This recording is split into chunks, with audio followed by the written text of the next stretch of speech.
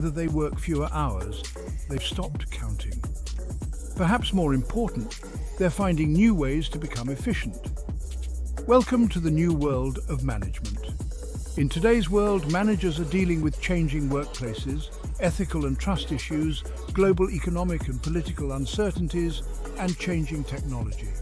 For example, although people still need to purchase food during tough economic times, grocery stores have struggled to retain their customer base and to keep costs down. At public supermarkets, the large grocery chain in the southeastern United States, everyone, including managers, is looking for ways to better serve customers. The company's president, Todd Jones, who started his career bagging groceries at a Publix in New Smyrna Beach, Florida, is guiding the company through these challenges by keeping everyone's focus, from baggers to checkers to stockers, on exceptional customer service.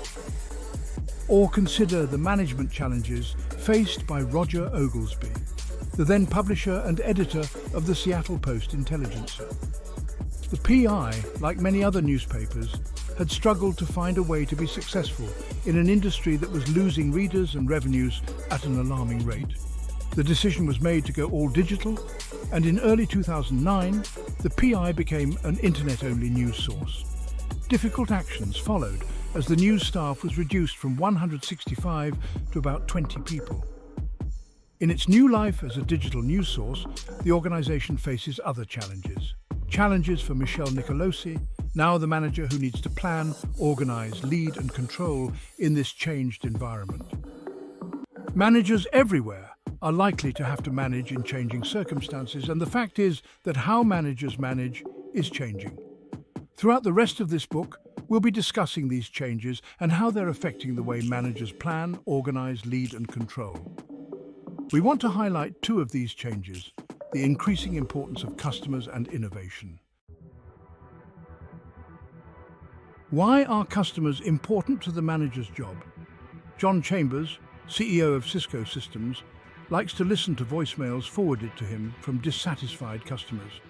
He said, "Email would be more efficient, but I want to hear the emotion, I want to hear the frustration, I want to hear the caller's level of comfort with the strategy we're employing. I can't get that through email." This is a manager who understands the importance of customers. Organizations need customers. Without them, most organizations would cease to exist. Yet focusing on the customer has long been thought to be the responsibility of marketing people. Let the marketers worry about the customers is how many managers felt.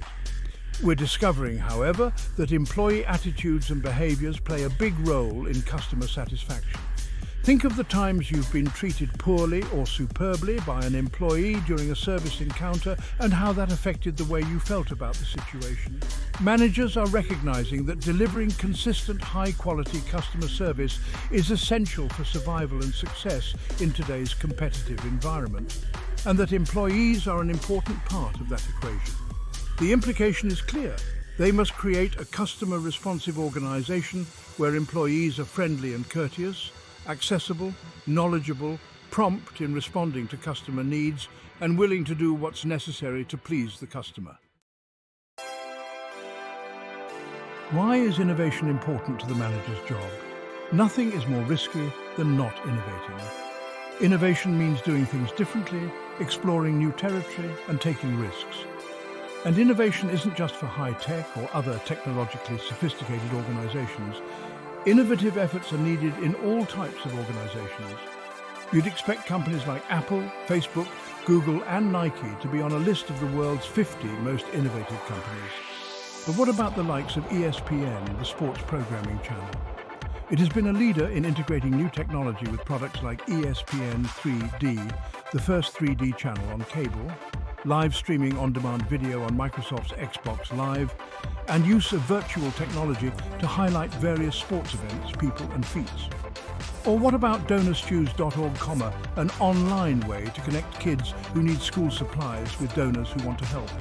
In 2010, the number of donors on the website grew to 250,000, who gave away some $30 million to support 60,000 classroom projects.